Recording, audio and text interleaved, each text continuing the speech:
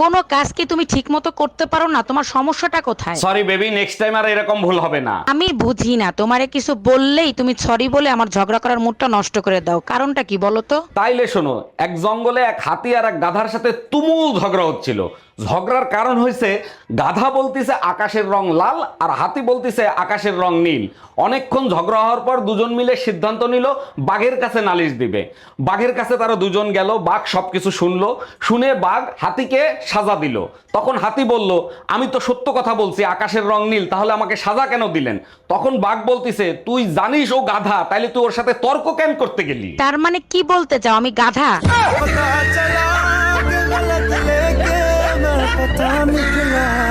স্বামীর মুখে মুখে তর্ক করার কারণে স্ত্রীর জেব্বা কেটে দিল এক স্বামী। আমি বিশ্বাস করি না, আমি দেখবো কোথায় লেখা আছে, দেখাও। ক্লাস 5-এ 5 বার করছস ফেল, ইংলিশ পড়তে পারবি? নে পড়ে দেখ।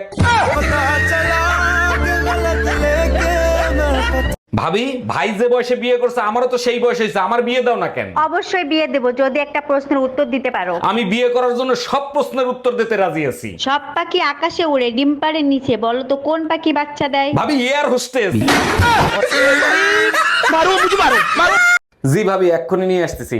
এই কই তুমি, তাড়াতাড়ি মাজা ব্যথার মলমটা দাও তো। আমার তো কোনোদিন মাজা ব্যথা হয় না, আজকে হইলো কেন? আরে আমার মাজা ব্যথা হয় নাই, টুম্পা ভাবির মাজায় ব্যথা পাইছে, তাই একটু মলম লাগাই দিয়েছি। মলম তো তোরে আজকে আমি লাগাবো। টুম্পা ভাবির মাজা ব্যথা পাইলো কি করে সেইটা বল আগে।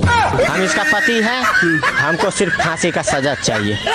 তোমার যন্ত্রণায় একদিন আমি গলায় দড়ি দিয়ে মরবো, মনে রাখো। মরার আগে অবশ্যই দুইখান শাড়ি কিনে দিয়ে যেও। তোমার আলমারিতে যে পরিমাণে শাড়ি আছে মরার আগ পর্যন্ত পড়তে পারবা। তা পারবো, কিন্তু সাদা শাড়ি তো নাই। তুমি মরলে পরবো কি?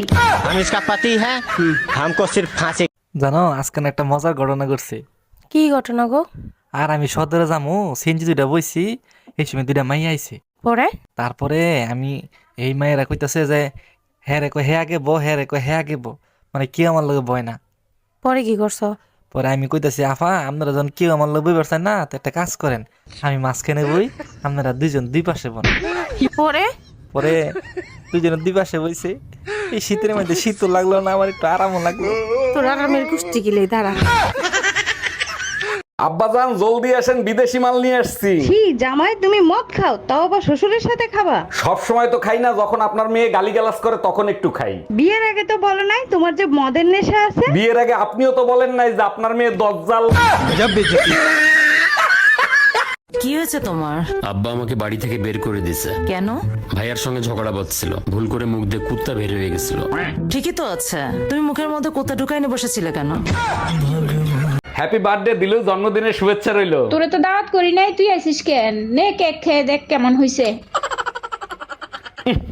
একেবারে গোবরের মতো স্বাদ। তাইলে তুই গোবরও খাই দেখছস? গোবরের কিরম স্বাদ।